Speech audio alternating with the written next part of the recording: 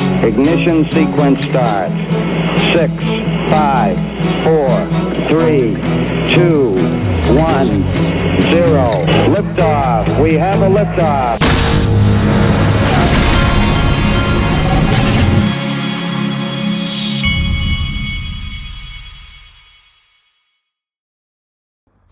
Hey everybody, this is the digital asset investor, and Brad Garlinghouse had something to say. The official Cool Guy of the Digital Asset Investor channel was asking him about, for those of you that don't know, Brad Garlinghouse, he said more than once, I've heard him say that he drove an Uber before he became before he started working at Ripple. I think he started at Ripple as a COO maybe, and then something like that, and then he became CEO. But he asked him what kind of car he was driving. And Brad Garlinghouse says, Mr. I, this was back in 2014, and I was driving a Tesla Model S. This just added the humor of it all. Uber was very new, but most people had not ridden in a Tesla at the time. Well, makes me wonder even more if he's buddies with Elon Musk. I like this tweet from Yasin Mubarak. If I were a Wall Street institutional fund and saw that the first mover advantage for Bitcoin and Ethereum spot ETF approval is gone, I would want to start thinking boldly and seriously considering filing an application for an XRP spot ETF. Why? There's a significant pin-up demand for institutions to have a position in XRP in a regulated and secure way. Look at how the price responded when that fake online post appeared at a Delaware site regarding BlackRock filing for an XRP spot ETF. The price jump was almost immediate and robust. The field is wide open as no institution has filed for an XRP spot ETF application yet. Being the first to file has its advantages. It would be very interesting to watch how the SEC would respond. XRP court rule, the SEC just got done saying that they're having to look at ETFs a different way now that they've got a court ruling in the grayscale thing. Well, they had a court ruling in XRP before that. And so anybody out there that's wants to file an XRP ETF, you just let me know and I will have you on my channel and I will promote it all for you for free.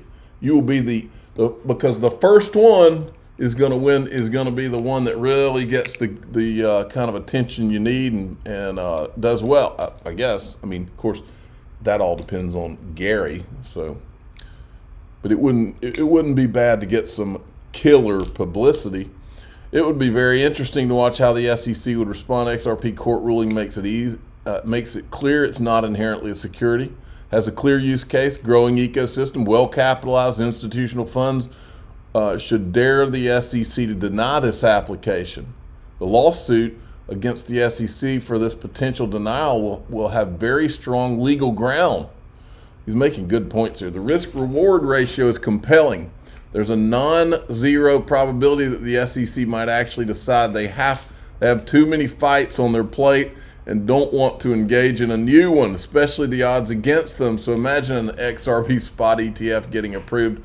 With all the sector bullish momentum in 2024, you would see an avalanche and a snowball effect happening at the same time. Totally agree. Then here's Brian Armstrong from Coinbase. And then just in the last 30 or 60 days, we've seen a big run up in the crypto prices. So now I'm sitting here thinking, okay, maybe this crypto winter is starting to thaw. We don't know exactly what's going to happen in the future, but the ETF applications that have been filed, about a dozen of them by the biggest financial institutions in the world, is a huge endorsement. It's going to bring in new pools of capital. The enforcement actions, I think, have actually psychologically allowed people to turn the page and say, okay, justice has been served, the pain has been delivered to the market, and still we can grow from here. And then, next year, I think the move to layer 2 solutions is going to improve the scalability of crypto enormously. I think that's going to be a huge thing, kind of like moving from dial-up to broadband on the internet. I think there's a Bitcoin halvening next year. So my guess is that next year will be pretty positive. The emerging regulatory clarity, 83% of the G20 countries are working on crypto legislation now. So I think all these factors are going to lead to hopefully a good outcome next year for crypto. And we're just, our goal is just to kind of keep our heads down, keep building, try not to get distracted by the noise and the headlines. It's all very sensationalist. And just if we can just build good products for our customers and not do something stupid in the meantime, then I think we're going to be in a very good place. That's correct. And then this guy is talking about the game plan of the SEC as well. Listen to this. Nothing to do with Deutsche Telekom. And of course, it's completely, an idea. But I think the game the SEC plays is basically just to secure that the boys who are sitting on trillions of money right now will be the boys who will rule the market of Bitcoin. It's just a power play so that BlackRock gets their hands on the tokens. Yep. Like figuratively spoken. So I think the chances that the Bitcoin ETF will be denied for, the top 5 wealth management companies in the world, I think it's very, very slim. They must have a very, very, very good reason to do this. So I'm not 100% sure, but I think the ultimate date is the 10th of January. I think that's the date where they have to announce it. They have time in between. My guess is they wait until the very last day and then they will announce it. They will not give us a Christmas present, but again, it gives us the opportunity to buy some cheap coins, which is a good thing as well. I see it the same way, but the point is we don't know what SEC is doing. They're a little bit special, let's say it in that way. But we have a customer in Switzerland who is issuing certificates, normal, old, traditional certificates on Bitcoin, Ether, and I don't know, whatever. No, and they're very successful. They're unbelievable successful. So the instrument is working, and if it's now a certificate or an exchange traded fund, whatever, it's the same. You get the point. We've known for a long time that this has all been a game. This Bitcoin Ethereum thing has been a freaking inside game between the government and Wall Street, and we've known it. We've been covering it. My dad started the firm with the first gold fund in the United States, and so store of value investing is in our DNA. And I said, oh man, what's this Bitcoin thing? And I knew about it, and I said, well, you've got to do the deep dive. So I listened to the podcasts, read the white paper, and I said, no, this is going to be an accompaniment of gold. And, when I try to talk to people who are so doubtful about Bitcoin, I said, listen, that was in 2017, it was $3,000 a Bitcoin. It's up 10x from now. It's just, why are you surprised? Remember China? Large parts of China were completely undeveloped and unindustrialized 30 years ago, but things change, right? And so I think Bitcoin is the obvious asset that is growing up in front of our eyes. I guess the two, and I watch it and I concede that it actually has behaved remarkably like gold and some kind of store of value. Proxy, I can't quite put my finger on why, but you do think, well, there could always be some new thing that comes along. Bitcoin itself was innovative. There could be some new version of this down the road that takes people's interest. And number two, the Jamie Dimon critique that there's so much nefarious stuff associated with it that there's still a regulatory risk that, stymies it. There's a lot of political risk around it, absolutely. But what I say is... Yeah, Jamie Dimon is talking about the nefarious things around Bitcoin, while the real nefarious things are around Ethereum, which he was there before Ethereum was even the public mainnet launched, according to Joseph Lubin. Or is something else coming along? There's 50 million users of Bitcoin, so it's got network effects. I think that's impossible for me to imagine some other, what I call it, internet store of value that's going to get leapfrog Bitcoin. So that's number one. As far as the criminality and all that kind of stuff, listen, I don't throw the first stone if you're associated with the bank or any financial institution that's never been involved with criminals in one shape or another. I'll leave it at that. Let me steer it back to safer territory. How about this? For 2024... She wanted to steer him away from talking about the probably 30-something billion in fines that JP Morgan's paid over the years for various illegalities and all the different stuff. She can't talk about that. Some have been scratching their head a little bit at the behavior of Bitcoin and gold because they're saying, are they Are they trading off the real rates? What is it that they are trading off of, and what tells you that you think they're, if this is your gut, that Bitcoin itself will outperform next? Well, it's the macro, right? So you just stores of value that don't generate interest, which is why the investors like Warren Buffett don't like them at all.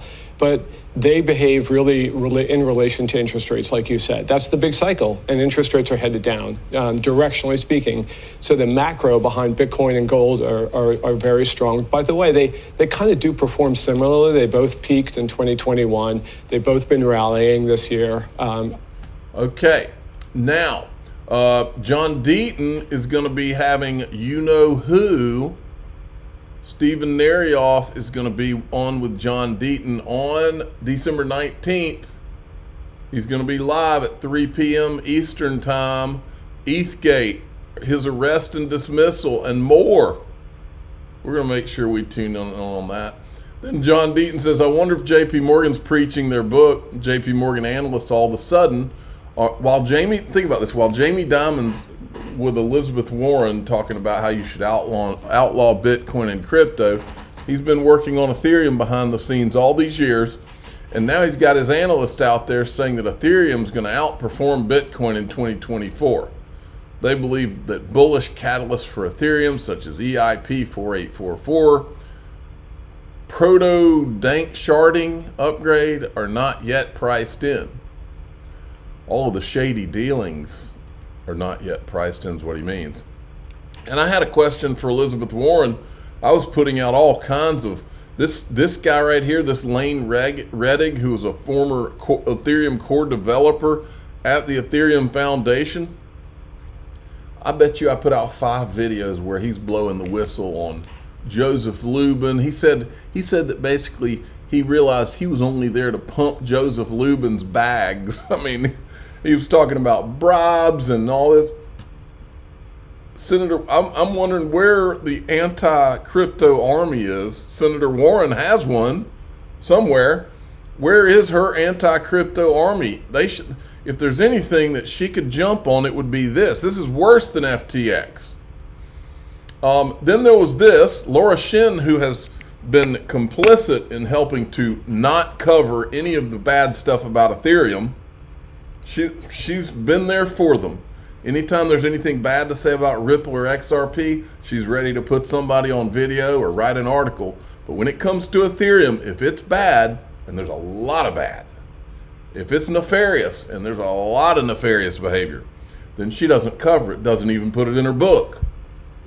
So here she is with this guy.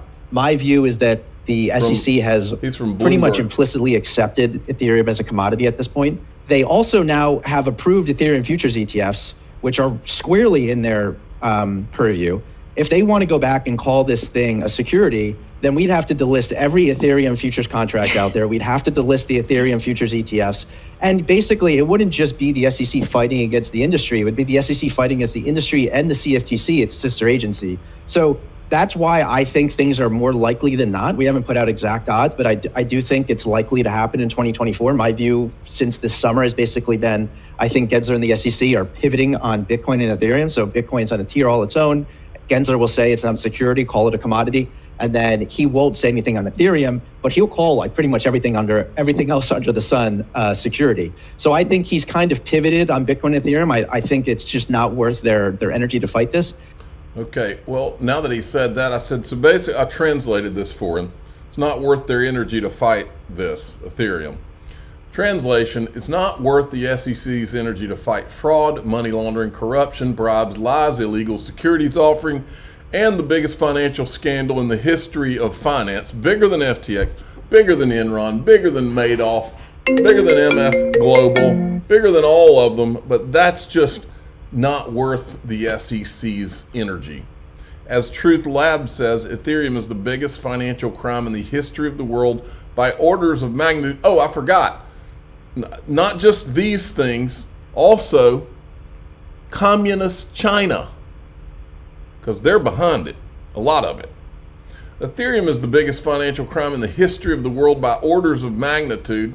If their behaviors are off-chain or like their behaviors on-chain, then the breadth of destruction that could be eliminated by shutting it down could be world-changing for the good. The disguised whales' masks have been worn down by the effects of their corrupt acts. Their devil-like arrogance made them unaware that they were no longer hidden. Soon the world will see them for what they are.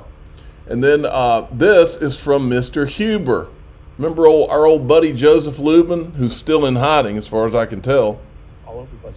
So very much in the United States. We had Valerie from the SEC, and so we're very familiar with many people. Valerie Chapinick.